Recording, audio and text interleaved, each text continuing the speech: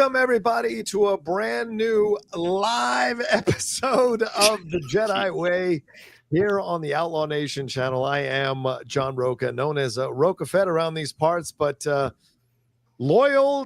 giving my loyalties to the Ghormans after these 3 episodes here, 7, 8, 9 from Andor Season 2, and we'll be spoiler reviewing all 3 of these episodes here on this episode of The Jedi Way. And let's introduce everybody before his phone slips out of his hand. First up is one of our main co-hosts here. He's the king of KOTOR. That is Kevin Smets. How are you, Kevin?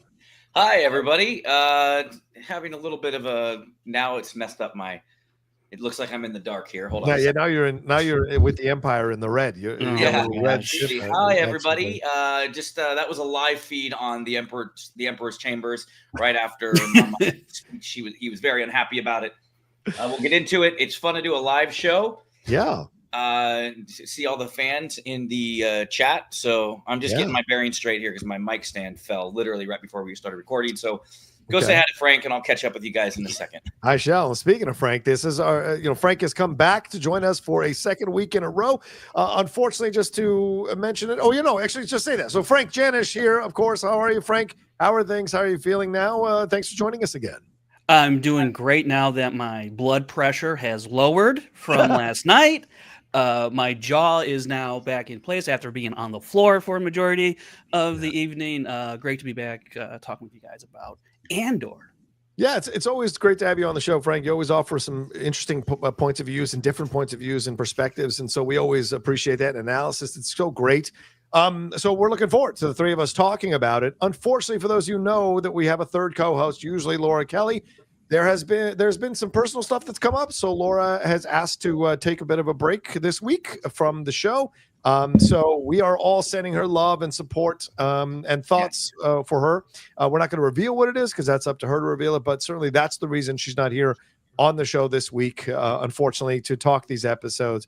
Would have been nice to have a foursome, so maybe down the road we can have Frank on with Laura and Kevin and me to have a conversation about any future Star Wars stuff we got coming up. But for sure, we are here live tonight to talk about these 3 incredible episodes of Star Wars television here and focusing on the Ghorman Massacre. It's been teased for the first 6 episodes of the show. Really, if you want to go all the way back to season 1, we've been kind of building to this cataclysmic moment in the history of Star Wars. We've seen it talked about for years in the world of Star Wars fandom, and it finally came to pass that we got to see the Ghorman Massacre. And as Frank alluded to, I'm sure there are a lot of people who are just finally calming down from these 3 episodes, because although you wanted to see it, seeing it was certainly a devastating experience, at least to my end, seeing it the first time, nothing but tears through episode 8. Really thrilled by episode 9, but overall the sense of, I don't know, the dread that I felt watching these 3 episodes when you look at what's going on in our world today and the way this feels so much more topical than it should. It truly was a devastating night of television, or day of television, when I watched these 3 episodes a few weeks ago or a couple weeks ago. And watching it again last night was just as powerful and devastating in different ways, because there's an inevitability to it when you're watching it, because you know what's coming now after having seen it. So, Kevin, I'll go to you and this is a spoiler review, just a warning, spoiler review. And if you want to send your love, your thoughts, your questions, your comments, or with Streamlabs and Superchat, the Streamlabs address is pinned in the chat. You all know how to do Superchat, so we want to hear from you all what you thought about these 3 episodes. Send them in as you send in support for the show. And thanks to everybody who's joining us live. Kevin Smets, let's get to it. Your reaction to these 3 episodes here. Messenger, who are you? And welcome to the rebellion. I mean, it was a roller coaster ride, indeed. And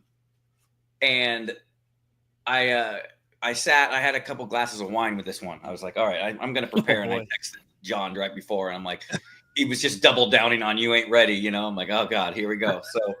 So, it's I hate it all. No, I'm just kidding. I loved it. It was fantastic television. I love all the conversation and discourse it's having across the internet. Just about like real world stuff. There's a moment in the movie or in the show. I call it movie because when I'm watching 3 back to back, it's like 2.5 hour movie. It feels like a movie. And there's a moment. You're so involved in the people.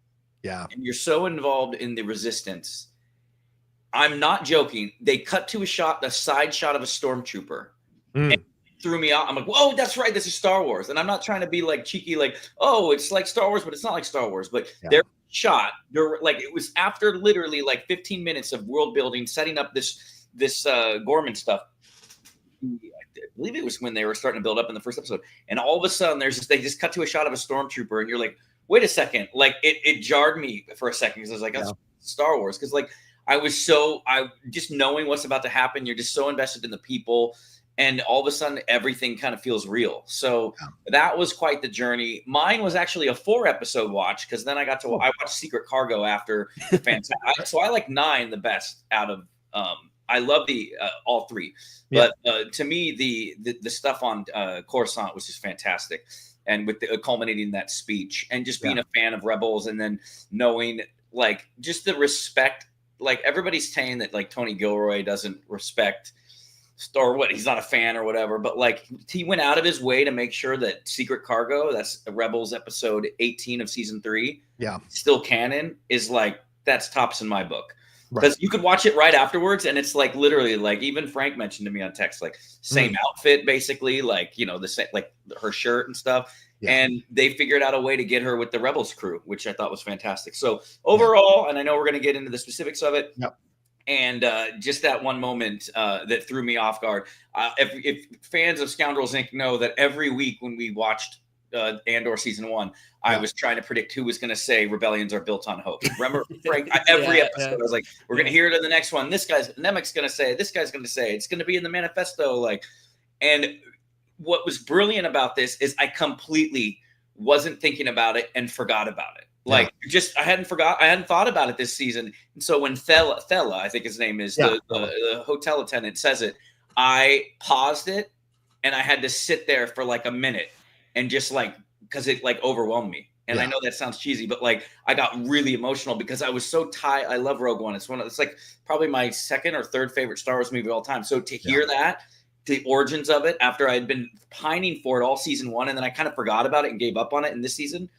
Really overwhelming. And I like paused it, and I like literally paused it, just sat there because my wife was on a play date with her with my daughter's friend or whatever, so like they weren't in the house, and I had to sit there, and I'm like, well, I'm glad my wife's on here. She'll walk in and be like, what's the matter with you? But yeah, fantastic. I'll kick it back to you, Frank. What did you think of the episodes overall? It was quite an experience. It was very, I had very much an emotional roller coaster ride with these 3 episodes.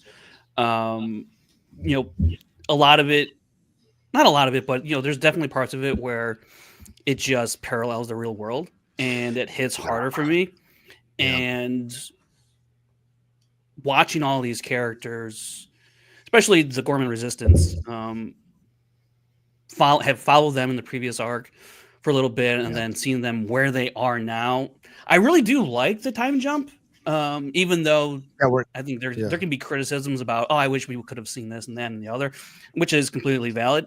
But just seeing kind of, how they looked in the previous arc to what they look in this arc, a little more disheveled, look tired. I mean, it really just spits in your face of how long they've been in this fight, how taxing it's been.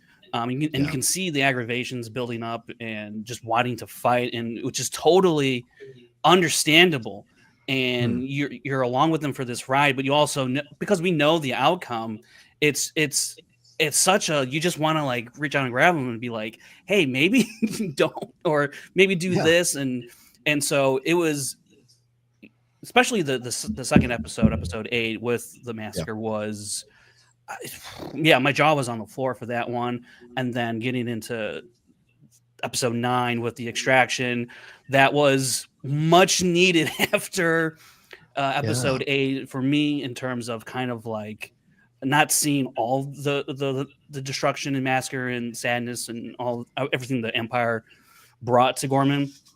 So it was very much an emotional ride. And after each episode, I don't know if you guys do this, but I like to listen to the uncredited music. I like to let it play all the way through, because during that time, I'm kind of collecting my thoughts of what I thought about the episode. And the music is kind of like my soundtrack to the thoughts I'm having. And as a way to kind of like decompress, reset, and then go right into the next one, I just let it ride the whole way through. And I find that to be an experience for myself that really just kind of underscores, what did I just watch? What's happening to these characters and what's going on in the story. And I've really enjoyed the music these last 2 arcs. I thought it's done a great job to really encapsulate the severity and the seriousness that's happening at this time in the galaxy. Yeah, I mean, like I said, I saw it a couple of weeks ago, all in one day, and even I knew watching and in the sense that's something if you know immediately as you're watching these episodes one after another, when greatness has arrived. And these 3 episodes were greatness, utter greatness, pantheon level greatness. It's someone tweeted at me and said, I even forgot it was Star Wars, and that I think is actually a positive, as a compliment, because it transcended even the genre or the franchise that it was a part of, because it was speaking truth to power throughout those entire 3 episodes, but still sticking within the canon and the lore and the mythology of Star Wars and honoring this thing. They've moved some stuff around. There's a Tarkin massacre, and now there's a Ghorman massacre, right? And the Ghorman is the one that everyone was waiting to see. And if you're going to build up to this moment, you got to build up to this moment. And so much happened in that episode 8 for me. It is, as I said, my favorite episode of Star Wars television ever. Totally respect people loving 9, because 9 is an amazing episode with the speech and everything. But 8 is my language. 8 is where I live. 8 is what has appealed to me since I was a child.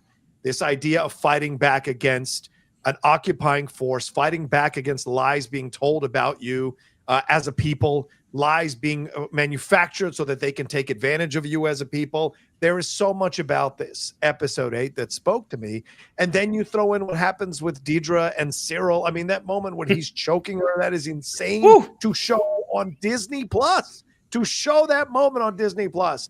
And then you see the situation that happens with happens to Syril and Cassian battling the way they're battling. And then you hear the Gors singing their song, and then it pops out. Like, there's just so much about it that spoke my language. But Kevin makes an excellent point. When we go into 9, yes, it's a much needed, like a little bit of taking the foot off the gas a little bit, but then we ramp right back up into this really death-defying, espionage-filled escape for this senator who is delivering the speech of the rebellion, the speech of resistance. And we'll get to Kevin's thoughts about where that speech ranks as we started last week doing that later on in the show. In full or no? No. But Janusz Smets is the director of these 3 episodes, and I don't think I've heard of Janusz before, or if I had to kind of put it in with a bunch of other directors in my mind. I think if you're a Star Wars executive or Star Wars person, if you're not looking at this guy to direct like a full-on feature down the road or something, you're missing out, because what he was able to capture over these 3 episodes was truly astounding and amazing.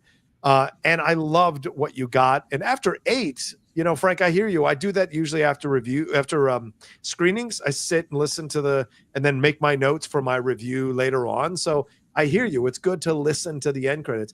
I had to take a 20-minute walk after episode 8. I just had to calm down because I was in tears multiple times throughout that episode, because we see this. We see how a people can be destroyed by an empire who characterizes them in some way just for their own benefit or their own political usage. We see it happening now, and so it's just like this kind of stuff that works for me. I wish I was someone who wasn't politically connected at times, wasn't aware of politics, because it would allow me to enjoy this stuff without the connection.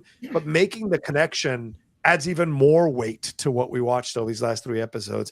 And I think it's amazing that they're able to deliver such topical episodes at a time when so many people are afraid to speak out about this, about stuff that's going on. And so it's an amazing act of bravery, but also technical skill and just quality entertainment across the board over these 3 episodes.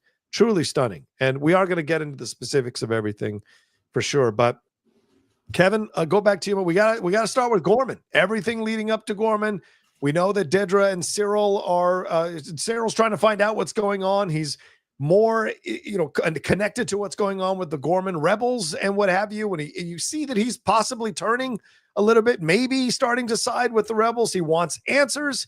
He can't get answers from Dedra. He even chokes Dedra at one point, as I mentioned, trying to get the answers from her when he's trying to find out what's going on. And as things pop off in Ghorman, he is the one that sees Cassian, gets into this fight with Cassian, and then is offed by the leader, ironically, of the Ghorman rebellion, who he was probably going to join and be a part of. And Dedra is here almost, I thought it was a force choke in the trailer, but it's her recovering from him choking her and the choking of what the Empire is doing to Ghorman, because even someone like Dedra is not immune to the lies that the Empire is telling here. And even though she's looking at advancing up the ranks and tries to get Syril to go along with her in that way, in the end, it isn't enough for them and how they go forward in this situation. So, Kevin, your thoughts about this, how this all went down in Ghorman, how this explosion went down, how they profiled the Ghorman Massacre, and all that went down leading up to it and afterwards. Well, you're muted. I'll try to keep this short. Obviously, there's so much to talk about, but first of all, let's give props to Wilmon, right? Who's like James Bond of Star Wars. He just has he has a lady in every port, dude. This guy pimps daughters, and stay away from my daughter in 18 years. Yeah. No. So I thought that was funny, and I liked his relationship with her, Drina. That was cool too. News reporters, that gave it a real vibe. It also gave it that real vibe because they were a little too on the nose, I think. Like they were all like just like the British voices and the almost Australian. Like it just sounds like you could have CNN on and they're reporting live from Kiev or from Israel. Like it's crazy how real it feels. I was like, man, it would have been, I know it probably would have been unintentionally funny, but like you pan over to like a Wookiee with like a tie and they got Wookiees gotta get their news too, man. Like does everybody speak basic or just like an alien doing it with like a thing? I was hoping for something like that. Sure. Ray Lance, that scene with him and Syril. Yeah. And in the alleyway or whatever, your heart breaks for him, dude. Yeah. And just realizing now, because I didn't when I was watching it, that's not the last time they're going to interact in this episode, because then he comes back and he's the end of one. Because I was so shocked by the death, I didn't put two and two together. They just had this like desperate conversation in the beginning of it. That was fantastic. Syril, like it's funny, like we always talk about too many redemptions in Star Wars. You kind of wanting him to redeem because like you feel bad for him. But sometimes there's personal vendettas that you just can't let go. I think in a perfect world, maybe he would have been like, fuck the Empire and been, there goes my shot at him being the one to leak the Death Star plans. So, him just kind of getting punked, but like if it's full circle between him, that would be in that story. We didn't see it all because of the time jumps, but who he was interacting the most with aside from Dedra. So that's kind of powerful in his death. The Imperial cannon fodder, that's another real world thing, something that I'm very aware of as far as like personal stakes and wanting to have my wife see her family again with the war in Russia. Like the cannon fodder and recruits used just for meat grind attacks and just like those young kids, they knew that they were going to be sent out there to die, right? And to see that, like, your heart doesn't break for Imperials, but you see these young, wide-eyed kids. They're just there. They're in way over their head, and so when they get brought in, that's another thing that's like real world. I gotta say, I'm just trying to cover everything in Ghorman here. Put them out there, and the K2 unit squad comes out. And it's like Terminator squad, yeah. And then to realize that one of them who you see like murders, like just straight throws people against walls, that's going to end up being K2SO. I thought that was fantastic. And I think that the buildup of Riot, and this is, I'm going to preface this for everyone. I'm not trying to compare what I went through to anything near like something like this. But I was caught in the Netherlands, in Amsterdam, after a friendly between Netherlands and London. And it was my last day there. I was saying bye to some friends on the canal who work at a restaurant. But all day long, there was this buildup in the air of tension because London was right. It's an easy train ride or a quick plane flight. It's like going to Vegas. But there were so many Brits there, and there was flags of London hanging everywhere. And they had this friendly, which is, if you don't know what a friendly is, it's a soccer match. It doesn't really count, but it's like two teams fight. Yeah, I need to correct you, Kevin, real quick. In that sport of soccer. I need to correct you, Kevin. Kevin, you're saying England, not London. You're saying London. It's England versus the Netherlands. England. Yeah, the England team. But, sorry. Hey, my brother-in-law would kill me right now. He's from London. But anyways, England was over there. And let me tell you, they had flags flying, and then leading up until the soccer match, all throughout the day, they're all singing their songs like in big groups and stuff. But when I was saying bye, I had an early flight, so I was like around 6:30 or 7. I go and I'm on the canal, and all of a sudden the riot started. All the hooligans were out, and they took over the canals. And I was in this restaurant looking through the window, and I saw all these like groups, and I'm like, okay, I gotta go. I have an early flight, so. The second I opened the door, not joking, I turned to my right, and it's the riot squad. It's all of the Netherlands police force. Oh, police force, yeah. With their like shields and their batons, and they're moving forward. They don't know what I am or who I am or whatever, right? So these low shots, thanks for putting it up there, these low angles and these boots on the ground shots like really reminded me of being there because I bolted. I turned around, and then I turned a corner, and there was a guy on a horse with the baton, and he was about to hit me. And I was like, dude, I'm American. I'm just trying to get to my hotel. And he told me how to get out of it. And there was riots that whole night between England and Netherlands hooligans took it over the thing. So that buildup that's in the air, that first episode 7 was like this, you're about to the long holding your breath, getting ready, and you're seeing all the players, that most of them are going to die. And then when they were singing, that's when I thought the massacre was going to happen. To be honest, when I hear massacre at first, I thought, oh, they're just going to gun them all down during the singing. I thought it was going to be this horrific scene of just stormtroopers just laying out all of these unarmed soldiers, civilians. So it was really cool. Oh, I mean, not cool. It's a very hard episode to see, but like they take out their share of stormtroopers too, obviously, which is really a story point that ties into the Coruscant stuff, which we'll talk when we get there. So I thought that was brilliantly done.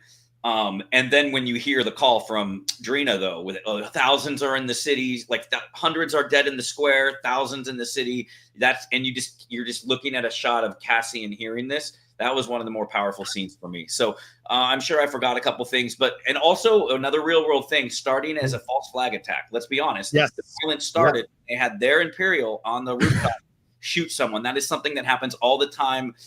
Whether there's conspiracy theories to say that happens in America sometimes too. So all these things are all too real. And like you say, like some people saying they forgot they were watching Star Wars, but it's because you're so engrossed in the characters that was a very haunting scene. And then of course I'll end on Thela saying that line, rebellions are built on hope. Again, just kind of knocked me back. That was fantastic. I would like to ask if we knew his fate. I knew he threw that grenade. Are we assuming that was like a sacrifice, like he died, or did we see him again? I forget if because it didn't seem like he was pretty close. I don't know. I was wondering the same thing. I'm like, he was behind that desk, but the explosion was pretty big, but it went out. But yeah. So anyways, and by the way, no disrespect to any soccer fans out there. Like, I actually love that sport. My brother-in-law from England, but this was just a powder keg waiting to explode that night, and I was caught in the middle of it. So, and I'm not trying to compare it to any sort of war scenario. I'm just saying that their buildup, that there's an air that all throughout the day that just felt awkward, and they captured that in episode 7, and I just wrote that in my notes. So if you felt it, and you're just so nervous for episode 8, but What did you think, Frank? The build up here, as Kevin is alluding to, the quiet before the storm in episode 7, and then leading into episode 8, like he was mentioning, like even was it Ezra? Is that the name of the daughter of the rebellion? Enza, yeah. She slaps him in the face when Cyril is trying to warn her that shit's about to pop off and that the Empire's been lying to them.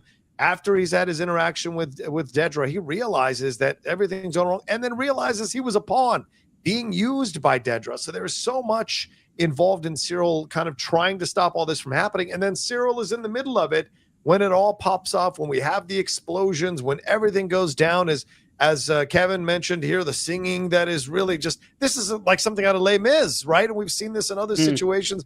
And then when it all popped, the scenes of the madness of them purposely trying to burrow through this crowd, and they're being sent to burrow through this crowd on purpose to try to agitate and create an attack. When the people don't attack because they're too intelligent and they realize what the Empire is trying to do, it takes one of their people to shoot one of them, and that pops everything off because they can now have their convenient excuse, which we hear later as the reporters in episode 9 are calling them all terrorists and thugs, and that they went against the Empire because they control the HoloNet that is pumping out this misinformation and lies. So what did you think about the build-up through episode 7 and then the explosion we got on Ghorman of episode 8 and everything that happened within the madness?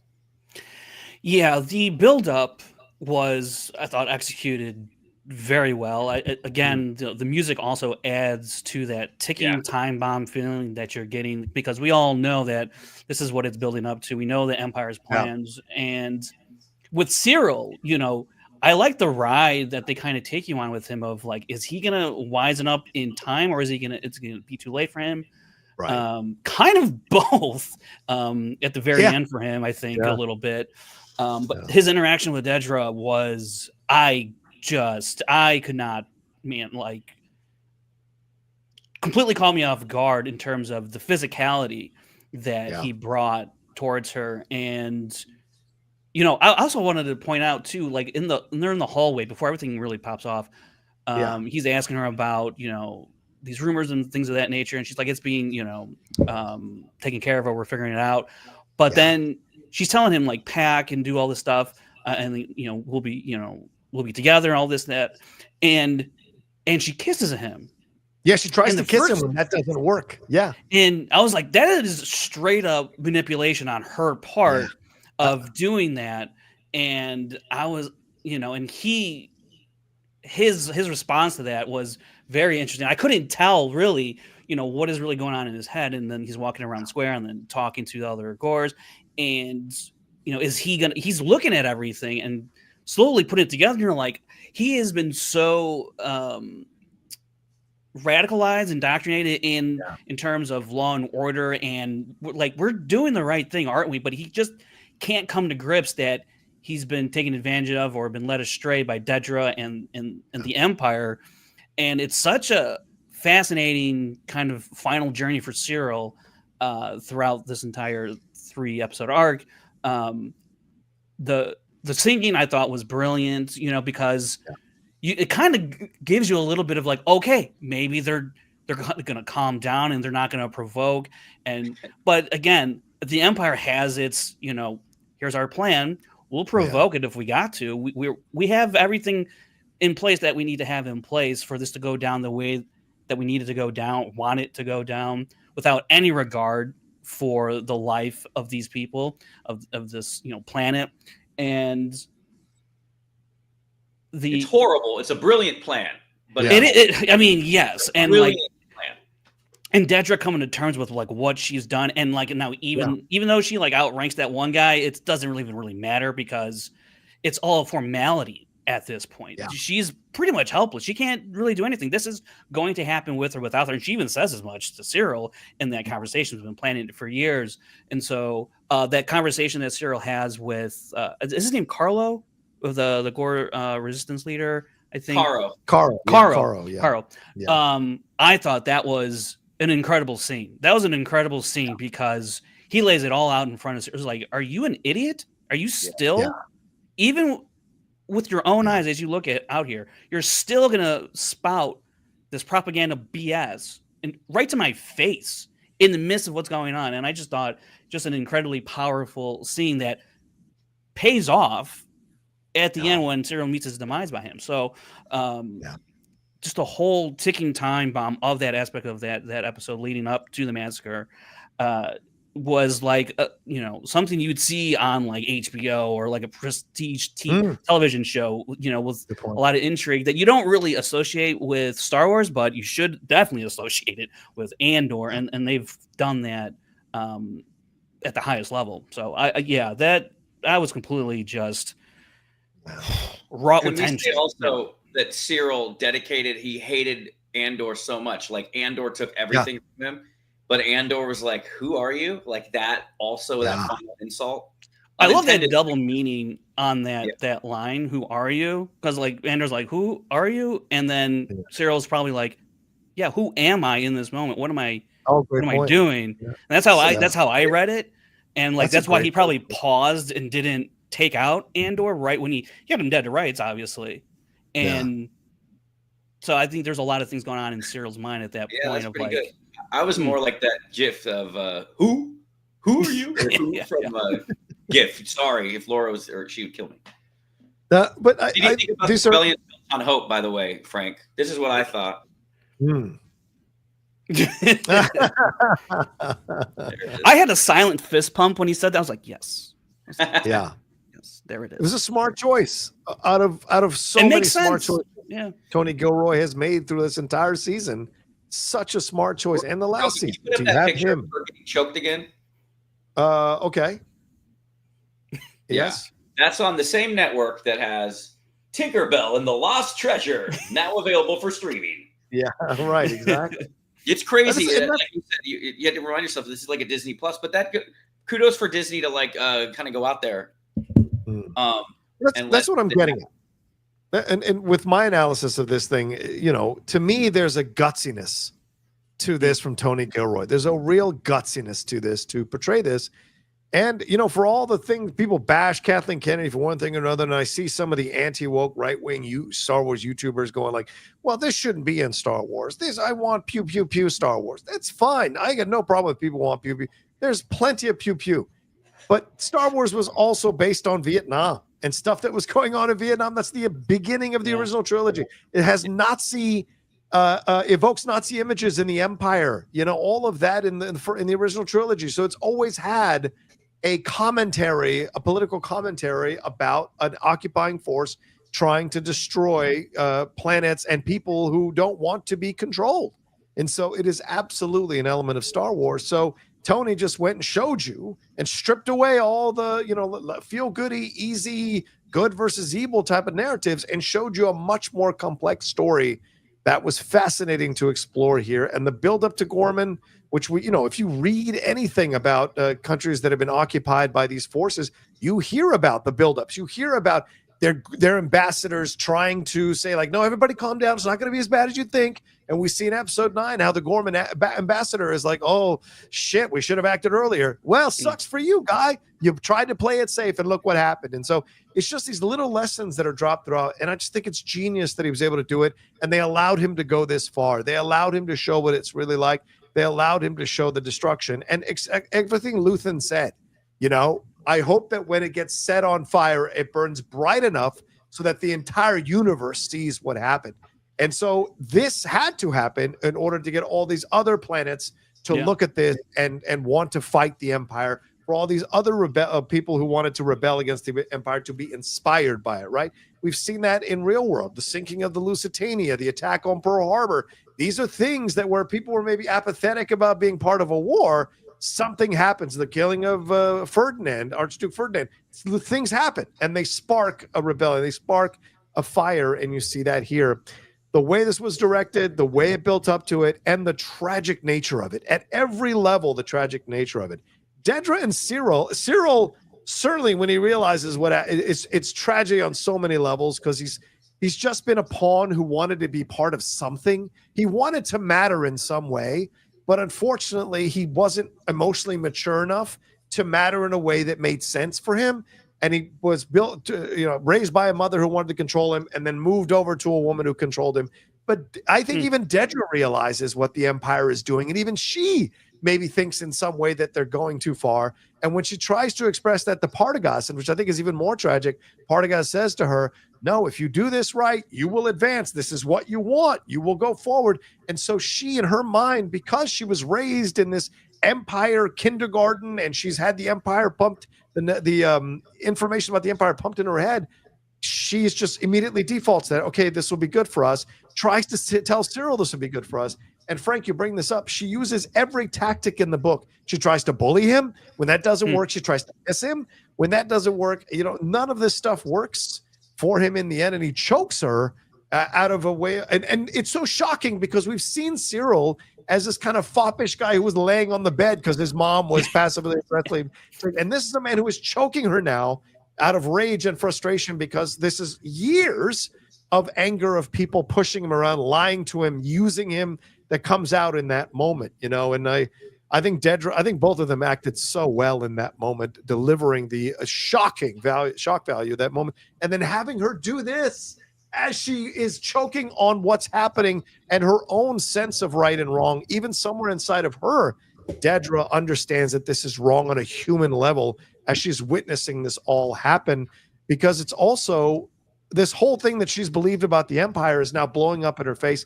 They are liars. They are cruel. They will absolutely use people to do what they want to do. Because remember, she tries to say, well, couldn't we find this element at the lab at Ado? I think we couldn't get the synthetic version of the thing that you need. We can't do it. Sorry, Partagas says we've got to do this. Oh, yeah, he says bad luck for Ghorman. Bad luck for Ghorman. Like, it's so casual. And even Partagas is freaking out because we've got deadlines to hit. So we've got to do this now. So you see what Ghorman represented. And as you guys said, the build-up, the singing, all of the connecting with these characters over the last few episodes. And then when it pops off, just the absolute madness of it all and the sadness of it all. And you throw in what happens with Cassian and what happens with Syril there with each other.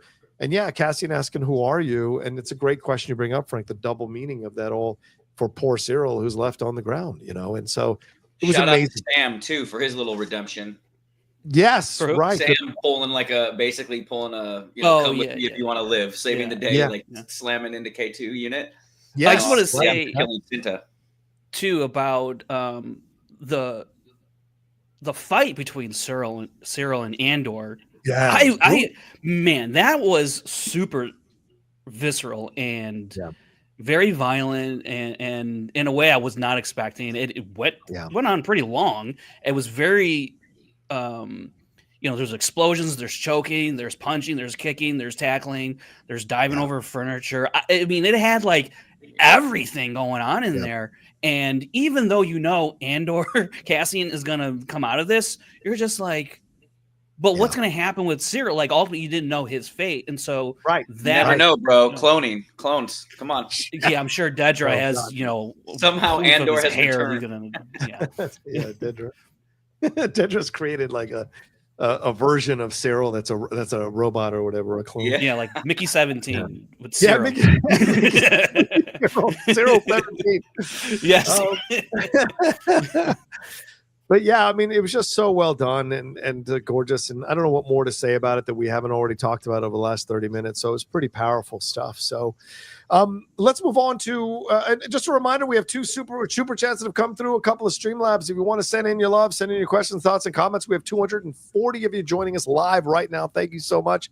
Send in what did you think about everything that happened with Ghorman? What stood out to you? Let us know through your Streamlabs and super chats. We will answer them on the show later on the show as we talk about all the stuff. So let's move on to this other side of things here. Let's move on to episode 9, dealing with Mon Mothma, right? And so much that went on with her in the Galactic Senate. We have my boy Benjamin Bratlow again, pimp, as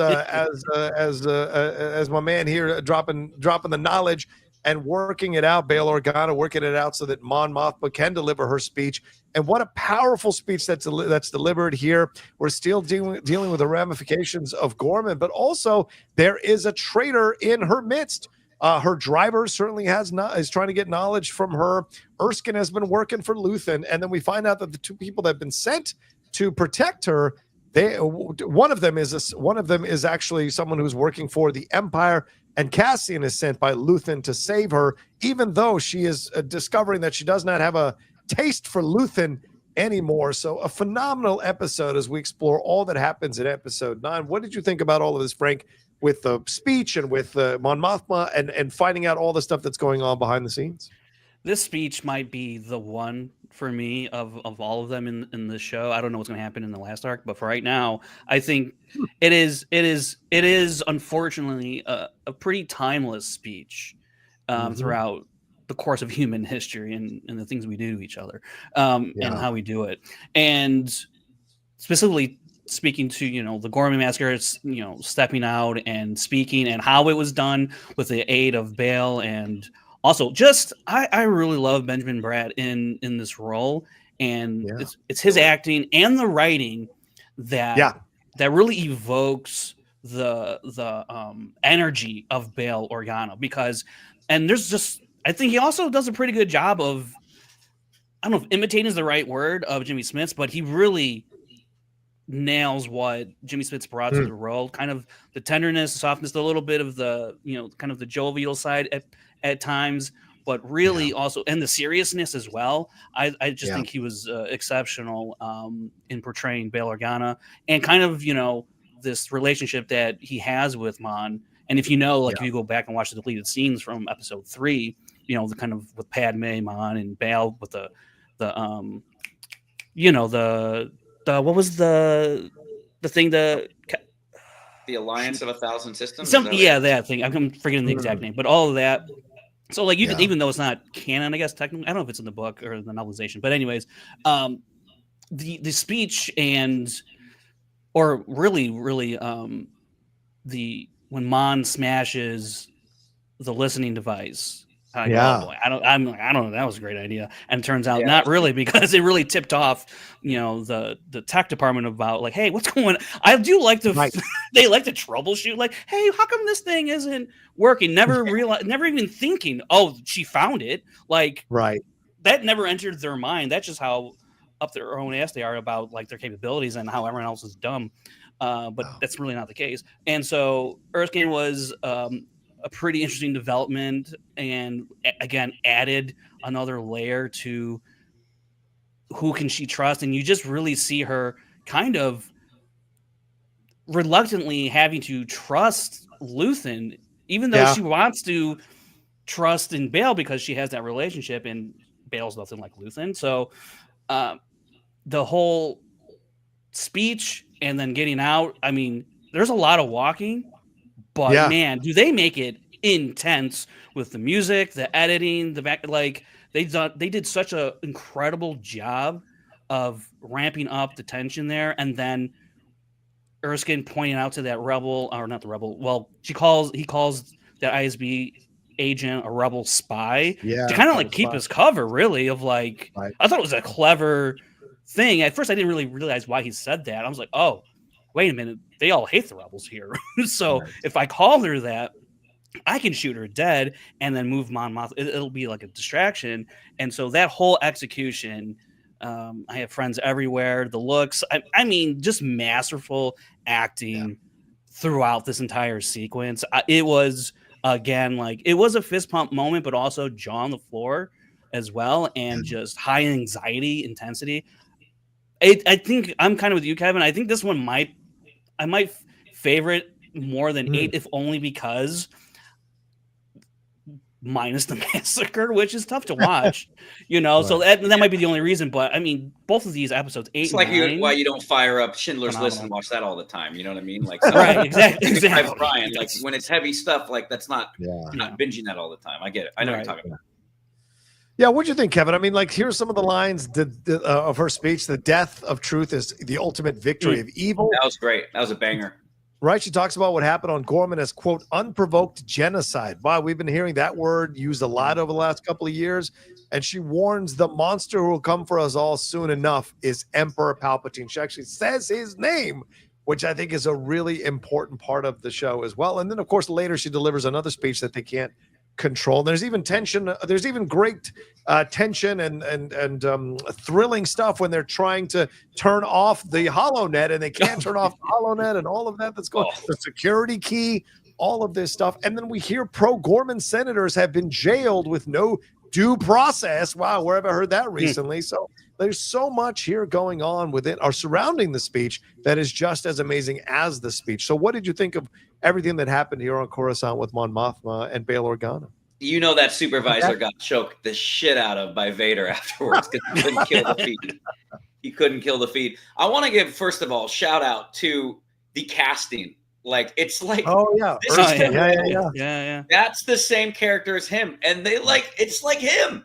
Yeah, that's him. For people listening on podcast, the Erskine was in the original like Rebels episode or whatever, Secret Cargo, and so like to bring him, Erskine, sorry, fantastic casting. I thought that was great.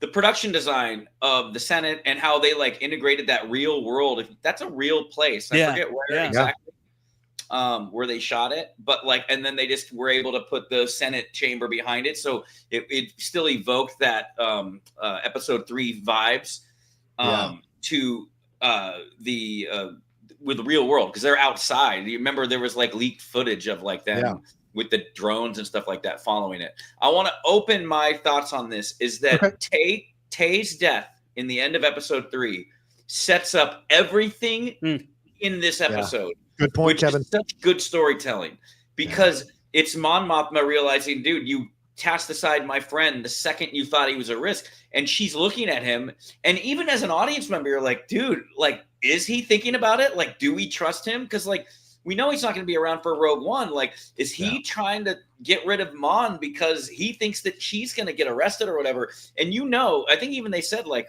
someone mentions like, oh, if she gets arrested, basically like, you know, from afar, they'd probably like gun her down because like they don't want her to like give up anything under 100%. So I picked that up. So that subplot really like kind of hit me in a good way, because I was like, that's right. Like, you could think, as much as we love Luthen's speeches, Rocha, your words echo from last week, how you always thought that there's not something up with, you know, not all on the up and up, you know? And I think that, and shout out to Drake, and I'll get to that at the end of it. Drake talking about how they kept the canon right with Rebels, which is, I appreciated that too.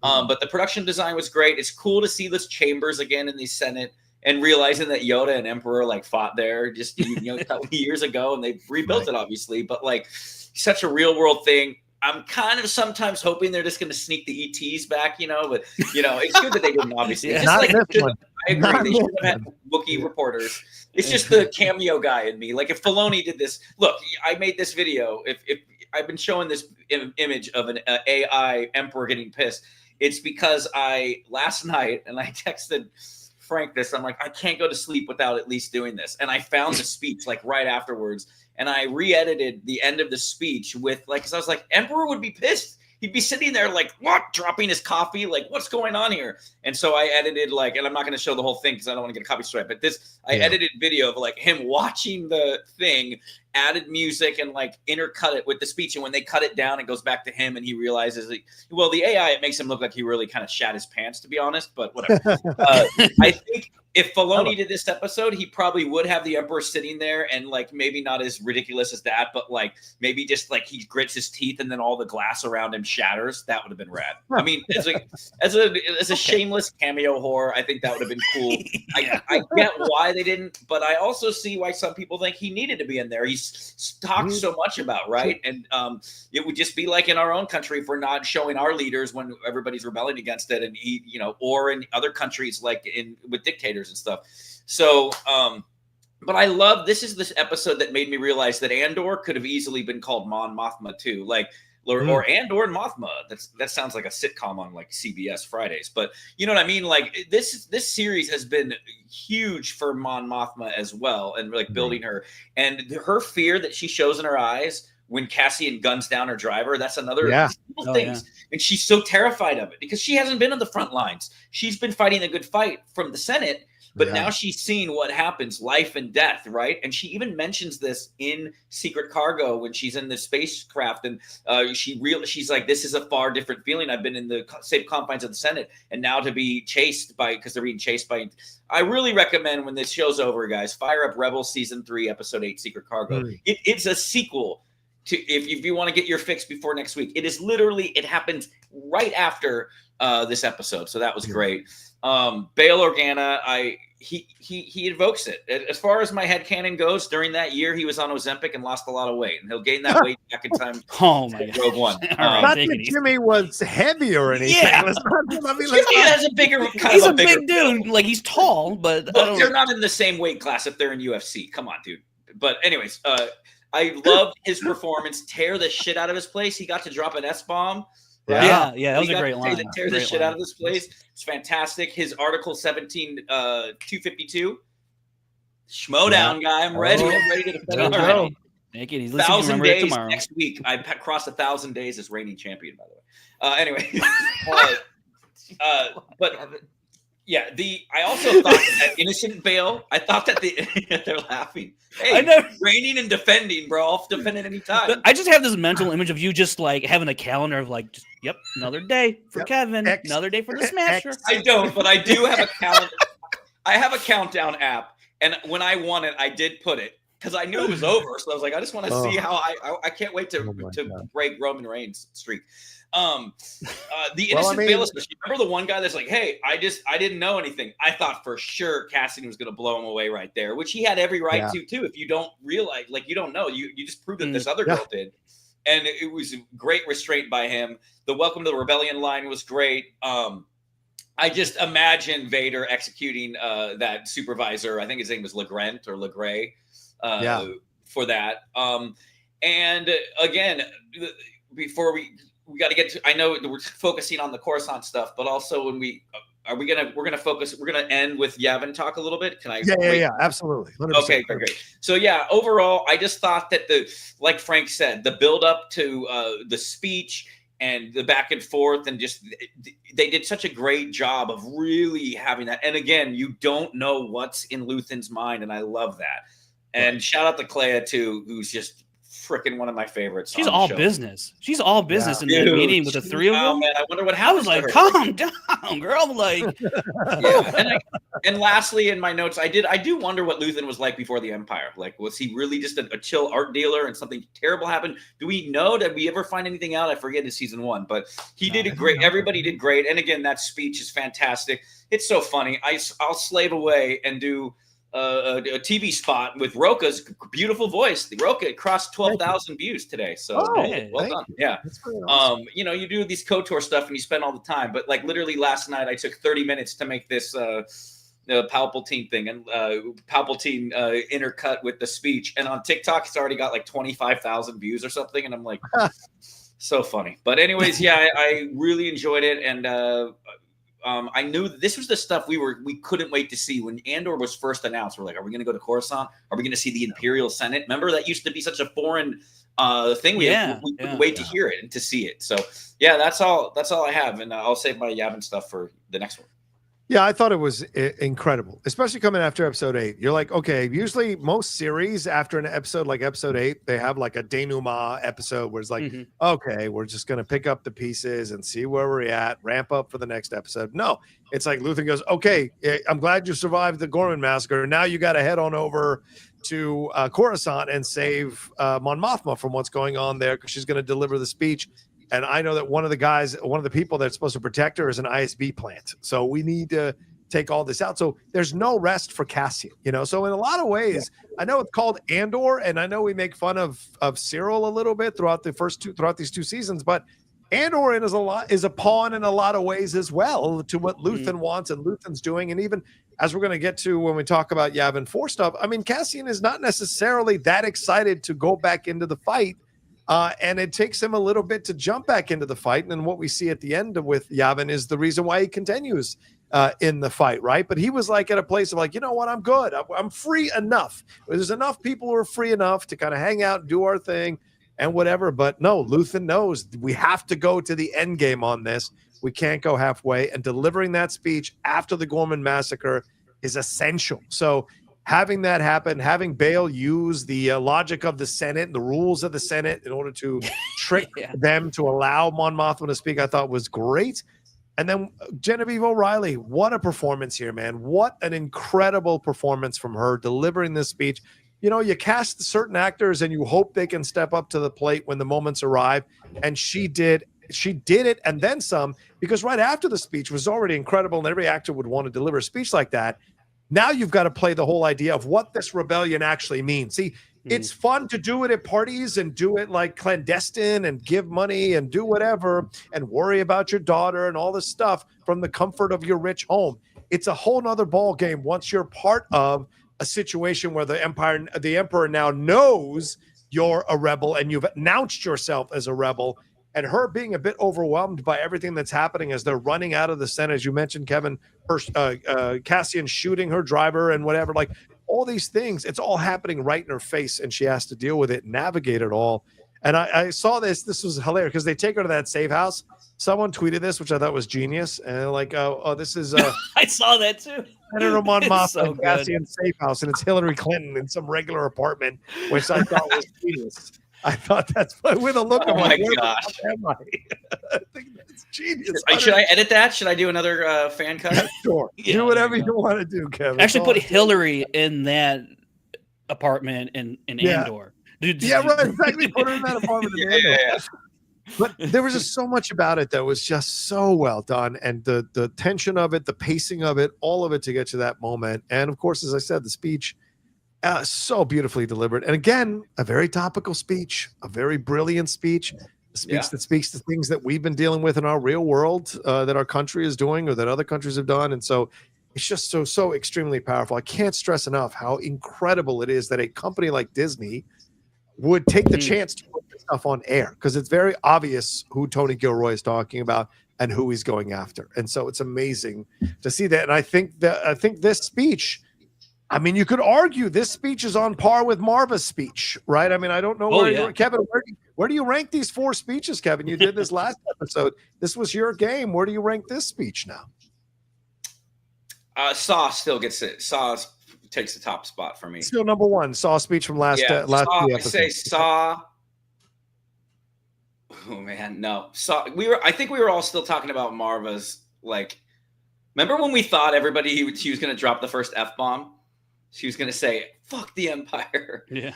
Oh man, you put me on the spot here. I would say, I mean, I think Saw for me is just number 1. And then, Marva, then Mon, and then Luthen. Now I think Luthen it has been pushed back. Rocha, you turned me against Luthen, so I'm on your side now. I'm on but I will say, just seeing some of the chat, Christina, you can absolutely watch. I understand what Ludwig was saying, is that it's a difference in tone. But Frank, you watched it right after too, right? When I told you to, like, it's a difference in tone, but it's still when you realize that what it does is it makes the episode all kind of everything kind of expands a little bit, where now all of a sudden you're with Star Destroyers and you're on the ship with Jedi, and like how Mon was you just think in your head she was just in that safe house with Hillary Clinton, right? And now she's on this starship and they're trying to get away. Like, I thought it was great. I thought it was a very, like, just you dive right in, because it canonically happens right the same day. It's happening with the Gold Leader, and shout out to the filmmakers for going out of their way to make sure they say Gold Leader, which I'm sure that's just right. Dave Filoni there too, obviously, but I thought that was fantastic. I think what's your guys' final order for speeches? Oh yeah, go ahead. What do you got there, Frank? Oh, I don't know. Certainly Mothma's is near the top. I don't even remember what I said last week, because I think my rankings on these speeches change on a day-to-day basis. But I mean, it's so fresh, but it's also, like I said, it's unfortunately a timeless piece of a speech. And so and especially the times we live in now, and as I'm older and able to really grasp what's being said there and how it translates, I think that one's near the top. I mean, ask me again in 4 years, it might be different, hopefully. But right now, Mothma's has got to be up there. And then at this point, I would go Mothma, Marva, Luthen as my top 3. Yeah. No love for Saw, huh? Are you here? I mean, you have to kill me, Frank. I don't know, maybe do some Rhino and I'll figure that one out. That's my sister guy. Take it easy. Take it easy. What's wrong? Someone said we were forgetting some bad guy speeches too that I feel bad about. Someone in one of our comments on the they're not inspiring though, Kevin. They're not inspiring. Some of the bad guy speeches though are bangers, dude. Let's be honest. The Emperor's the thunderous applause, that speech was a fantastic speech. If you're looking at it in the Padme speech, speeches, even though it's talking about the end of democracy and all that. Democracy, yeah. No, I think that Partagas had a couple good speeches early on in the season too. Yeah, right? Or last season. But they're not inspiring speeches, right? They're more like chilling speeches, and I think there's a difference when you look at the villains. But for me, it's definitely still Marva. I mean, that speech is as I said, it's on my iPhone. Like, I listen to it when I'm working out, or I listen to it if I need to be inspired to keep going on something. That speech is so powerful. I say Saw is next because, as I said, Saw is my spirit animal. And then third, I think would have to be this speech, and then Luthen's in the back end. Because you'd totally be a partisan. You'd totally be a partisan for sure. Yeah, because like Saw's your spirit animal, and you said that episode 8 with the fighting was like you want to like you gravitate to fighting against it. And I think that's great. 100%. Like that's you'd be Saw's right hand man, dude. Just so right next to YouTube's in Benthic. Just so we're clear, if it ever really pops off, that's where you're going to find me. If it ever really pops off, it's no lie. I live near you. I'm coming to hide with you, bro. I'm going to hide behind your bulging muscles and your guns. Those were the days. But the difference is there because even, and I respect it. Like, I am more a Saw person. I know that about myself, right? Yeah, of course. Mon Mothma is a politician, and she seeks to, because you can't have the warriors seek the peace. It's not the politicians have to make the peace. That's how it works. Because the warriors want to crush, right? If you study the Civil War, if Sherman had his way, he'd have decimated the whole South. He'd have set fire to the entire South and enslaved everybody in the South who wasn't black, enslaved them all or killed them all, right? And so you've got to find that middle ground. And Mon Mothma is realizing that, even with her as a politician, she has to do what she has to do. And overwhelmed as she is by all of it, she still must adhere to that.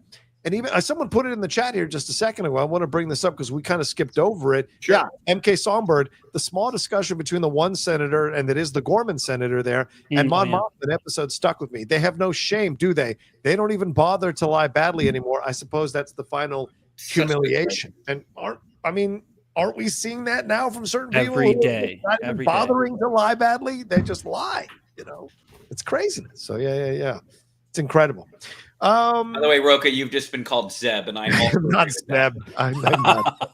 But put some respect on the man's name. He was in Wind Talkers, so that was pretty awesome. You won't catch me messing around with Ezra, for God's sakes. I'm not Zeb. I feel like I'd be like Wilmon, because I would just be kind of like, if I think I'm going to die anytime in the next couple of years, I'm at least going to have some fun with the. No, you're a droid, man. You're a droid. You're like one of the. Which droid is Kevin? Kevin is like. I'm not B2EMO, I'll tell you that much. No, you might be Chopper. You might be Chopper. Oh, yeah. You know what? I curse under myself. My wife says that I'm grumpy old man all the time. That's right. And Chopper. You love to talk. You're absolutely Chopper. You're absolutely Chopper. And I don't mean that in a negative way either, because people love Chopper. No, that's great. I'm Chopper. Exactly. There you go. Yeah, exactly. All those lines are actually written. Like, they're all written. Yeah. You can pretty much make them out for the most part. Yeah. Hilarious. Yeah. Well, let's move on. Before we wrap up here, we're an hour already into our review, and we'll answer some of your Streamlabs and Super Chats when we're done with this section. But let's move on to Yavin 4. At the beginning here, because we're at 2 BBY when we start this 3-episode arc, we see that Bix and Cassian are very much in love, messing with his shoulder that he got hurt on one of the missions and all of this. And Wilmon shows up, and Wilmon is now very much a part of the rebellion. He's like strutting through, he's at all this kind of stuff. He's feeling himself big time. And he comes in, interrupts in the moment where they're about to kiss. And he's the one that presses Cassian. Luthen essentially sent him to go, hey, man, when are you done with this rehab so you can get back into the war? It's pretty surprising stuff here. And Bix is even asking questions of him and what's going on. And so we see all of that's going down there. Bix takes him to a faith healer, takes Cassian to a faith healer who is clearly a force user or force healer, yeah. And so, she feels around Cassian's shoulder, fixes Cassian's shoulder, but she also senses that he is a messenger, that he is here for more. He is supposed to do more. And then when he resists going back, Bix is the one that says, you've got to go back. You've got to be a part of this. It's more important. And we even have a great scene with Vel and Bix, which I think is a really nice scene where they're both talking about the exhaustion of the rebellion, the exhaustion of the war. And that Vel even reveals that she was getting careless and with her smuggling. Reckless. And she didn't want to be reckless because it caused some problems. And then at the end of episode 9, as Cassian is done with his duties on Ghorman, survives all that, survives saving Mon Mothma, he comes back home. And Bix has written him a letter that is essentially saying goodbye to him. And it's one of the most devastating moments, I think, in Star Wars, different than the Ghorman Massacre. It's emotionally devastating in terms of relationships and love, because we sensed that they were very much in love, spoke very much in love, but she is doing what she's doing because of what the Force healer said, but also because what she's never wanted to be his reason for not being a part of this, and even said that in the last 3 episode arc. So Kevin, talk to me about Yavin 4. What'd you think about everything that happened here with Bix and Cassian and with Wilmon? And then at the end, when Bix leaves her, gives her a letter and says she's moving on, and Cassian sees the K2SO is operational. So how many of you were sitting up like, oh my God, he's gonna wake up and you're gonna see like feet dangling? You know what I mean? No, like, I didn't think that. I didn't think that. I mean, I look. I know it's Disney. I mean, that might be a little too much, but like, you know, her taking herself out of the equation to guarantee, because with that Jedi healer too, like, or the Force healer, saying that like he's the messenger, like he has this importance. And you think back in Rogue One, you remember the line that he says right before he dies, one of his final lines, he says, do you think they hear the message? Oh, yeah. He got that message out to get the Death Star plans, which then ties into Luke and blowing it up. So like that stuff really like hit me. Fantastic.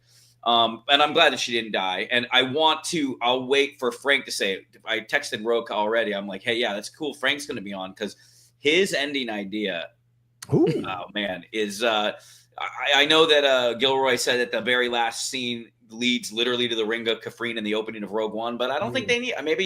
Maybe they're going to do it for in a post-credit scene, but I'll let Frank get into that. But yeah, the Yavin stuff, not too much content there, but I will say that seeing Melshi was great.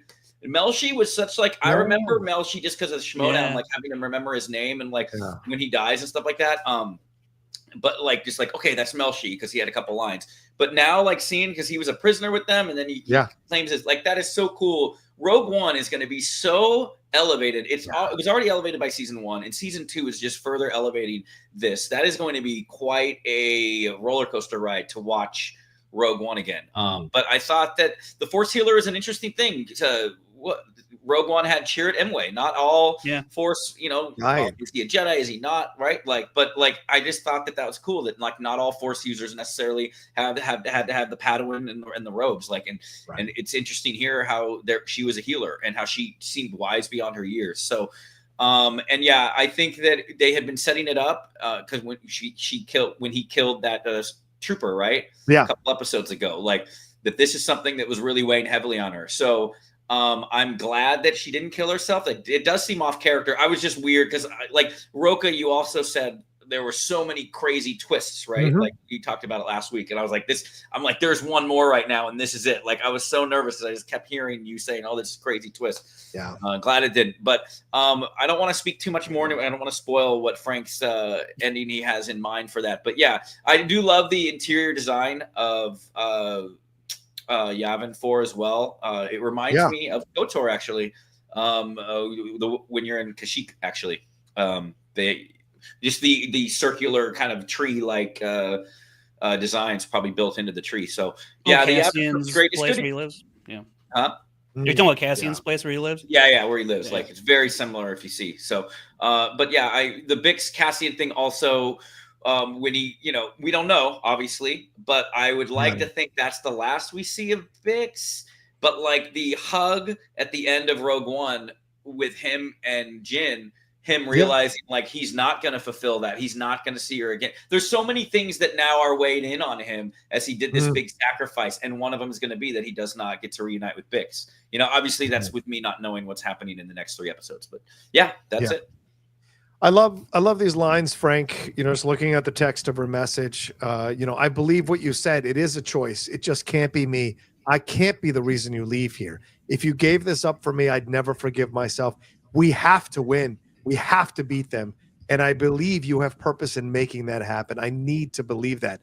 So I'm choosing for the both of us. I'm choosing the rebellion. And when it's done, when it's over, we won. We can do all the things we ever wanted. Everything we know we missed. I'll find you. Like I'm even getting emotional reading the lines because it's so beautiful what she's saying to him. And I'm so happy that RJR Jonah got more space in this season to show what she can do as an actress. And really the relationship between her and Bix, Andor was just fantastic. And my friend Maggie Lovett in her breakdown on Collider, her breakdowns of each of these episodes, she talks about the performances from both of the actors and the looks they give each other, the unspoken dialogue that's going on between their looks. it was so great to flesh out this relationship even more, so that when this message is being read in voiceovers, you're watching Cassian read it, you're just utterly devastated, yet you respect her and you understand why she did it. So it's just great stuff. What did you think of the stuff on Yavin 4, brother, and the relationship here, and then where we got to, and even Wilmon stuff, and where we got to by the end with K2SO? Yeah, when we first arrive, we see that first initial establishing shot of the Yavin base. It was very cool to see, very Rogue One-ish. I felt like it was right out of Rogue One, really. It looked fantastic. True. Him and Draven going at it. Yeah, absolutely. Yeah, it was cool to see Draven back. It was. Not back, but just there, and I mean, there is, I understand there's some criticism out there about, I wish we could have seen more of a buildup of Yavin. I get that, and that's part of, hey, if we had 7 seasons of this show, I'm sure, could have tackled that perhaps, but I think that's also such a tough thing to do. So, all that aside, though, I really like, seeing kind of everything come together, and the year time jump helps you, wrap your head around that. Like, oh yeah, of course, it's been a year. They're going to be establishing a base and this, that. The Force healer, I thought, was a fantastic touch, and I thought they executed that so well, because you can watch Andor and you completely forget that it's easy to forget, I should say, that the Force exists still in this galaxy, because it is such a dark time. You kind of, the Force can be, used for hope, and this Force healer, I mean, she looks old enough to, like, she could have been around for Order 66, maybe didn't get a whole lot of training. But and yeah, like Kevin, you said, there's cast the new obviously sister. there's obviously going to be people out there in the galaxy that have the Force, but not quite sure how to wield it, how to use it, how to train with it or whatnot. But somehow this woman has figured out that Force healing capabilities to some extent, and her being able to connect with Cassian, touching him on the shoulder, and then she touches Bix on the hand too. Again, another connection there that I'm sure, influenced Bix in her decision as well. And her goodbye video to Cassian was beautifully devastating. I when Cassian returns and she comes out and to greet him, she did such an amazing job of letting you know there is a shift in Bix's energy. Yeah. Because as Cassian is talking and she's listening to him, in my mind, I was like, I don't know how, but she's not here. She's already gone. Right. And to me, I was like, she's going to leave. And I didn't know when or how, but I was like, she's not there. She is already kind of like walling herself off to change her mind. Like, she doesn't want to change her mind. She's already put up, I feel like, a wall of, yes, I'm listening to you, Cassian, and have some tea, and you need your rest, and still take care of him in that manner.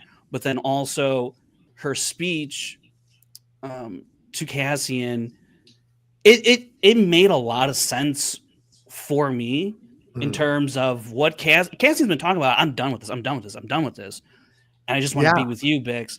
And you found something that you connect with in this horrible time. You just want an escape. And that was like, Bix is kind of like his escape from everything. And this fight is so important that I completely understand. You don't want to be the reason why this thing could fail because this person is now with you. Like, that would be, not selfish, but like how would you feel knowing that? Yeah. And to carry that with you, and then like it's still bad, and we're still on the run. We don't have the freedoms, that we've been fighting for all this time. And so that her act of leaving Cassian demonstrates the immense amount of love she has for Cassian, because you can't do that without having that type of love, which they've done a great job illustrating throughout, the season. And it is so, and I understand people are like, oh, why would I would just say kind of like take a look at that a little more deeper and recognize, this is a, she said she wasn't brave enough to say this to his face, which I understand that, but also she did do a very brave thing in leaving and making sure that Cassian fulfills this role, that she fully believes in him. This is how much she believes in him. And it just really hit me like a ton of bricks, man. Like that speech letter was devastating. And to what Kevin was talking about, my idea, it's not completely original. I've seen other people talk about it. Brace yourselves, Chat. But I didn't know that until I went on the Andor subreddit the other day. So my idea was like, I was going to say this last week, I told Kevin, but I was like, I don't know if Bix is going to make it out of the season alive. And to be fair, she still might not. There's another 3 episodes to go. But my idea was, if this was all going to wrap up with a post credit scene of Bix back on Ferrix after the fall of the Empire, it's post Return of the Jedi, and she's back on Ferrix, and she has a brick for Cassian, and she has it next to, and she brings it back to where Marva's brick might be at, or wow. And so like kind of like, yeah, I'm with you, and like kind of, he's back home. They're back home basically after the good fight and everything that he sacrificed, and she kind of like honors him in that way. It was just like an abstract idea, and then I was on the Andor subreddit the other day, and I saw it. I'm like, oh, I guess some other people have been kind of. I mean, it's not a super original idea. I mean, but it would be devastating if that happens. But I don't know. We'll find out next week, I guess. John already knows. Wait, Rocha. Gavin, no, I'm not even looking at John through this whole entire thing because I don't want to know. That's partly why I didn't even say it last week, because like he might give a look and I'll be like, I don't know. Got Tivik next week. Blink twice. I've been good at keeping under wraps on all this. You've been great. I gotta give you props, Rocha. Like I keep forgetting that you've seen it all, because you're able to like discuss it without like kind of playing your hand. So I appreciate that. I just want to say too, real quick. I had this idea because like Vel has that conversation with Bix. I'm like, maybe Bix goes with Vel to wherever. Like, also Vel looks like crap because and then she talks about it like, I need a break. I'm like, yeah, you don't look great, man. So. I think there was the two, and I echo everything both Kevin and Frank said very well and eloquently, laying out the greatness that was these scenes here and what happened with Bix. But I think the 1-2 punch for Bix leaving is, we've been building to this moment, and the thing is, we even from I think the second series of episodes, where Bix, or maybe it's the first series of episodes where Bix says to him, I'm not your sister. I'm not your mom. Yeah. You have to stop worrying about me. This is more important, because I don't want to sacrifice everything and lose. And she goes and she refers to that in essence with what she writes in that, or what she says in the video message there about like, we have to win. So for her, this is her act of rebellion. The sacrifice that she's making for the rebellion is to sacrifice this great love of hers that she has for Cassian since they grew up in Ferrix. So the sacrifice is massive. They didn't just get together a year or two ago. They've known each other legitimately. They're probably their entire lives. And she's loved him for their entire lives. And where this whole thing was going to take them, and she's endured torture. She's endured near death. She's endured almost a rape. Like, there is so much that she's endured, and God damn it, we're not going to lose after I've endured all this shit. So you need to finish the job. I love you madly. I'll be here when it's over, but go and finish the job, because I know you. I know who you are, and you want to stop, and you can't stop. And I think the Force healer, and I think the conversation with Val, as you mentioned, Frank, I think both of those things are kind of solidified in her mind that she had to go because Cassian has to finish the job. He is a messenger, and he has to finish the job because he won't be reckless like Val was. He has to finish the job. And so I think there's something really powerful in that. And Bix is doing the right thing. And of course, I won't say anything what happens in the last 3 episodes, but I think it was amazing to see the way it all played out. And I was just as shocked. Yeah. Like some of you all were shocked in 8, and it's just like I was. this moment was an utter shock because I kept thinking the same thing, but I was like, how is she going to get out of the season? Because we have the Jyn Erso relationship. And I think the way they did it was really well done, really well done. I will say this. There was a comment earlier that said Andor was falling flat for me, which is totally fine. I understand if some, like the premiere, the first 3 weren't really my bag. I was going to ask you guys if there was anything negative for you out of these 3. I will say a couple. I will say that the Force healer, the more you get Force users out there filling this void, the less that line with Han Solo would make sense about it's just a bunch of mumbo jumbo. Good job, Erdon. Yeah. But the whole there's no mystery energy field controls my destiny. But if there's like a Force healer in every camp, you know what I mean? Like it just seems a little. Well, the show didn't say that. You're saying that. Yeah. The show just showed one person. Like, I just think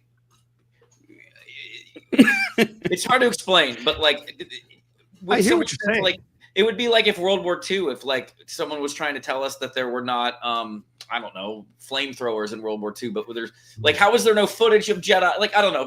That line always bothered me about I get it. Like, I thought he was a myth. Like the line in the sequel trilogy, like Luke Skywalker, right. I thought he was a myth. Like that was cool because that's the legend of Luke Skywalker. But you can't have someone like Han Solo completely think that the Force was a bunch of mumbo jumbo when there was an entire Jedi anyways, that's one of my negatives. And the other one is, K2S, no. I don't think we should have turned him on. I think you should have saved that for the next 3. I get it. It's like a nice respite, and they end on him like, will you mind getting that gun out of me? Right. But I thought that the ending is as much as I love that episode, I think there was such heavy things in this 3-episode arc. If I were trying to be nitpicky or try to find negatives, because I'm allowed to not like everything. Sure. Of course. I think that K2SO could have been saved. We already know he has it in the trunk. And I think we didn't need to see the first time they turn it on, just because I it was more powerful stuff going on. You know what I mean? Yeah. And I just thought that was kind of out of the blue for me. I would have preferred that happens next week. But I mean, now we're going to get them together next week, obviously. Sure. So if he wasn't in there, people would probably be bitching, saying, wait, how did he reprogram it in the first place? So I just thought maybe the placement of that was wrong, but those were the 2 negatives that I can kind of come up with. Other than that, I just thought these 3, it was very hard to find things not to like. What about you guys? I'll say, yeah. I hated it. No, Kevin, you of course you always have a right to feel as you feel about this stuff, brother. Much respect. Yeah. Good, Frank. What were you saying? I will say, I'm kind of curious about Perrin. Not so much her daughter Leda. She got married. She's off doing whatever. Oh, yeah. But I was like, what's Perrin thinking about right now, and how are they going to handle that if they do? I don't know. And so there was that thought, and then I think kind of like the building up of the Yavin base without having seen it. It's a little thing. I really don't care that much, but I'm like, I didn't realize it was going to advance that much how it looked, but that's such a little thing. And then. That's really really nothing. This show is amazing. I mean, I hear you on the Perrin thing. All I'll say is there's 3 more episodes left. That's all I'll say about the Perrin thing. So I didn't think these writers were that negligent. Yeah. So I was just in that moment, that's what I was thinking. I was like, I wonder if they will address it. So I hear you on the K2SO, Kevin, moment, but I bet they were like, look, we can't end on a downer on 2 episodes in a row. For God's sakes, we got to end with some sort of hope, because that is that's the tenet of Star Wars is hope. So we got to end on some hope here at the end after he loses big. So I understand where you're coming from, but I get why they did it the way they did it. Yeah, it's just someone. Not everything is perfect, right? But this one is at the risk of saying everything was perfect. I was just I always like to just look. I do as an editor. I look at my cut and then I have to say okay, what would I do? How can I change this? I think it's great, but so that's why I kind of always want to find the negatives. And it's not to nitpick or be but just to see different perspectives or what also with Cyril, Cyril's death is even more. I love that he went out the way he did.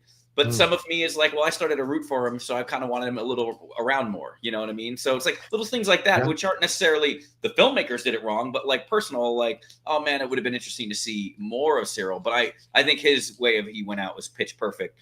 And I also wanted to say, a comment from Erdon said he wanted to see Valorum in Andor.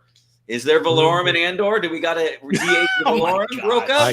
I can't say anything. Oh, I didn't was we gonna have the say, scene, old school Valorum. didn't we have the scene of his mom watching with her friend? Yes. Watching, Oh my God. that actually.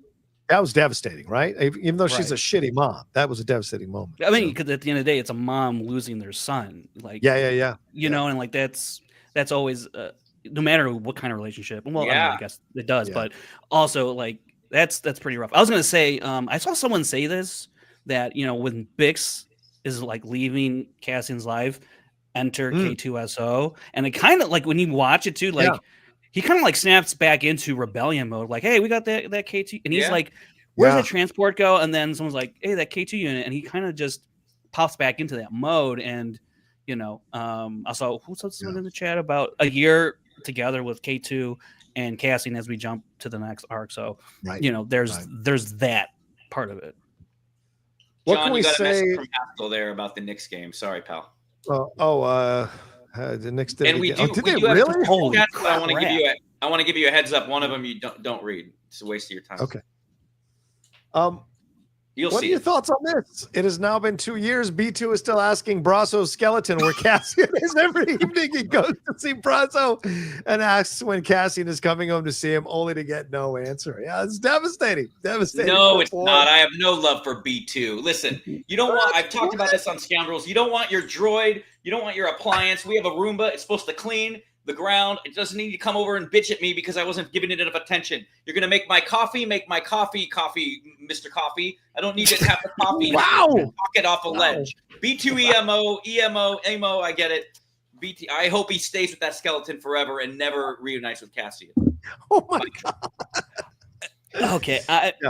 I've forgotten about B2 honestly because of everything that's going on. With this show. Yeah. And so only the B2 emo stands were kind of pointed out, and I'm like, yeah, that's a fair point. We just ditched him on was it Mina Rao, I think it's called. And so I don't know. Yeah. And so if he comes back, he comes back. If he doesn't, droid rage. Kevin has droid rage. I'm just saying, man. R2 never asked for freaking. R2's like, all right, dude, you need me to plug into the data bank? I'm on Bespin. I'm going to do it. If B2 EMO was there and Lando was like, dude, we got to hurry, get the thing. We got to get to this platform. B2 would be like, but where's Luke? Right. It's true. It would be devastating. It would be very much him talking about. I love this comment. Dr. Professor 756 in character for Baron to be missing during an important moment of Mon's life. Of course. I don't know. Criticisms. I guess it's tough to have criticisms. I will say this. I don't think the casting on the Ghorman Rebels was strong enough. I would have liked to have seen. I have more time with them. I don't think the dad who shot Syril was that strong of a leader, so I didn't buy that he would be leading this side of the rebellion. The other guy they got with the mustache and the bigger look, he looked like he stepped out of a German beer hall. He was a good choice. I liked it. He was believable. Great. Yeah, so I would have liked more with the Ghorman front, but I imagine they didn't cast so strongly, so they didn't really spend a lot of time there in what they were trying to do. So I do have some criticism there. What else? I don't know if there's much else. And I agree with you guys on Yavin 100%, which is why I hope they hear the Star Wars fans talking about how much they want to see the Yavin base being built in the journey of Yavin, because that could be a separate miniseries in its own, a Yavin miniseries, like just like this 12 episode one, 3 episodes or one section of a 6 months or whatever of time. That could be really interesting to see with Yavin 4. So I would be 100% on board with that. But honestly, these 3 episodes, there's not much. I mean, I will say this, how she escapes the Senate with all that security, you have to ask a lot of questions about that and how they're able to do that. And are you telling me that the other senators wouldn't have shouted her down the second she started talking to shut her up? I don't believe that. I think they would have. Or how about that one clueless senator so that's in the stairwell? There's that one, they go down a stairwell and there's just one person just walking up, like not aware of everything. Yeah, right. Yes. Yeah, exactly. So, but that's so, as Frank said, those are nitpicky things because this is really breaking news. Rocha hates Andor. Yeah. I mean, I will say this, these 3 episodes, I mean, they're on par, if not better than Empire Strikes Back. Like, honestly, this is legitimately a conversation to be had. I got to be honest with you. And I love Empire. I love Empire. That is the holy grail. I respect. I don't agree, but I respect your opinion. But it's my kind of approach to it, and so I is just it as good as Book of Boba Fett, though? The battle of please. Oh Lord, Boba Fett rides a Rancor, dude. Come on. The first 3 episodes are better than Book of Boba Fett, for fuck's sake. I want to say one thing before we wrap. So next week we have 3 more. I always like to get the Rocha preview here. One of them greatly disappointed you. That's not the finale, is it? It's going to be one of the earlier ones, or is one of them disappointed you? Did they stick I'm not asking if they stuck the landing, but you said early on, you said one of them didn't hit for you. Is of the 3, which one is it? Is it No, I'm not telling second, you that. Third. That's insane. I won't say that. I think people should watch this free and clear of my opinion. Okay, so, maybe you're right. Want to watch it. Yeah. Why do you hate Andor so much? Yeah, exactly. I love this. I said what I said, and Craig goes 100, and Lone Phoenix goes, "Get the fuck out of here." So there's Star Wars fandom in a nutshell. There's Star Wars. Yeah, I would do that. The animation of get out. That would be great. Yeah, exactly. All right, I will say this, John. Though I wouldn't run you out of the room for saying that. But I give great pause and I go, comparing it to Empire because I love Empire. Paused, Frank. The fact that you even paused, I think. Yeah, I had to. Frank likes The Last Jedi better than Empire, so that's my God. Sub that out. Frank likes The Last Jedi better than the Empire. What are you, the Imperial propaganda over here? The holonet? Well, I do want to say that. I'm sorry. One more thing. I know we're super long, and I'm gonna have to work late to make it up. The propaganda too. The propaganda machine in full effect was very excellent. That happens all the time, and believe me, I know just because of the situation in Russia and Ukraine, where there are one side that's telling you one thing and the other side's telling the other thing. And that was brilliant. 100%. And how they're just saying like, and they're talking about, let's acknowledge the one guy from Alderaan who gave his life in service, like not mentioning the massacre stuff. That happens in real time all the time about a certain point of view, as Obi-Wan would say. And I thought that was really well done too. Oh God! See again, Star Wars fandom, right? I thought this guy had seen Andor because he told me to get out, but he says Campy has said the same things that I am skeptical based on recent history, and then he says I haven't seen Andor season 2. Waiting till all reviews are in. Then shut the fuck up! Like honestly, shut the fuck up! Like you have no idea to tell me to get out if you haven't even seen it. Oh my God! Sometimes y'all are a little insane. You're messing with him. He's got his rhino, man. He's gonna take some rhino and fuck you up, dude. Messing with my sister. All right, here let's hit these Streamlabs and super chats before we get Remember, on out of here. Remember, there's one you should skip, Rocha. There's one you should skip. Read it. I should skip. Okay, sounds good. Smithy says support for the crew. You want my question? You don't want my question. It's too controversial. Thanks for the show. Appreciate it. Appreciate it. First Rate Nate says, absolutely an incredible set of episodes. I felt for you, John, in the second episode. Understood your pain. Stay real, brother. Yeah, absolutely, dude. I mean, I cried through the last half of that episode. Honestly, it was my girlfriend was like working and the kitchen table right next to me because our living room is big enough for both. And she's like, "Are you okay, honey? What is wrong?" And I'm like, "I can't even explain it to you. I can't even explain it to you." So it's hilarious. And then Josh Vaskovich says the amount of times I said, "Oh, holy shit!" during episodes 8 and 9. Right? Yeah, totally. Especially Cyril's death. That I literally shut up when that happened. I couldn't believe it, man. That whole sequence, I thought he was there for the long haul. I thought he was going to be there the next 3 episodes. So, final predictions. Who do you guys think is going to reveal the Death Star plan? Well, Rocha can't really do it. But I can't really say. We have 2 more questions, but go ahead. Yes. Frank, sorry. Go ahead. Yeah, go ahead and do the other ones. Okay. Frank, we'll get to your answer in a second here, Frank. Let's finish these off. I am Too Like Am says, amazing show. Hats off to the crew. First time I've had powerful feelings with Star Wars in years. I hope we get to see who becomes of Bix or Wilmon. Does anyone else think maybe slightly force sensitive, that she might have been slightly force sensitive, Bix, because of how the Force healer touched her and had a conversation with her?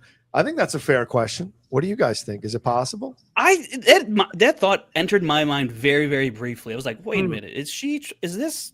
And I was like, I don't know if they would do that, but it made me think about it for a second. I'll be honest. Yeah. Yeah, because it's not Oprah. You get force powers, you get force powers, you get force powers. Look, they still need to describe for me where the frick Ahsoka was during the the original trilogy. It's like, Okay. figure that out first, Dave Filoni, before you start giving force powers to other people that then don't use it during the original trilogy. Fair point. Okay, fair point. I don't know, but she might have been. She might have been. It might have been a reason she held her back, was to have that conversation. And maybe even Cassian is force sensitive because the force healer sensed that stuff about him. I don't know though. Fredtastic 314 says, "Hey Jedi Way, love this live show." Thank you, Fred. We appreciate it. Thank you. Episodes 7 through 9 were awesome. I wish I never knew Mon Mothma survived because it weakened the escape, in my opinion. Oh, that's a good point. I'm ready for episodes 10 to 12, and I wish there were more. So do I, man. So do I. Yeah. I'm very really sad excited that for 10 through 12 because we the whole time. Change your battery. I'm really excited for 10 through 12 because really we've known that this was all leading to the Ghorman Massacre, but in these next 3 episodes, completely I have no clue, and I don't remember the trailer if they even showed anything. We're going to be completely fresh, and I have no idea where we're going to go. So that to me is really exciting to see, and I always love the bridging episodes, right? Yeah. How are we going to get from one trilogy to the next? Now, how are we going to get to Rogue One? So I'm really looking forward to that. Yeah, agreed. Marco, great point. One thing that also stuck with me, that Ghorman man screaming in anguish just as K2SO robot picked and threw that Ghorman girl to her death.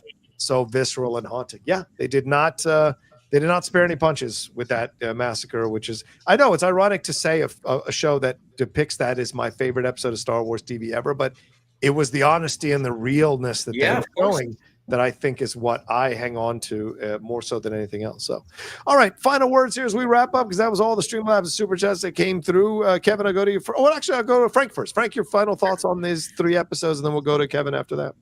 Oh, these are going to be. This is, I mean,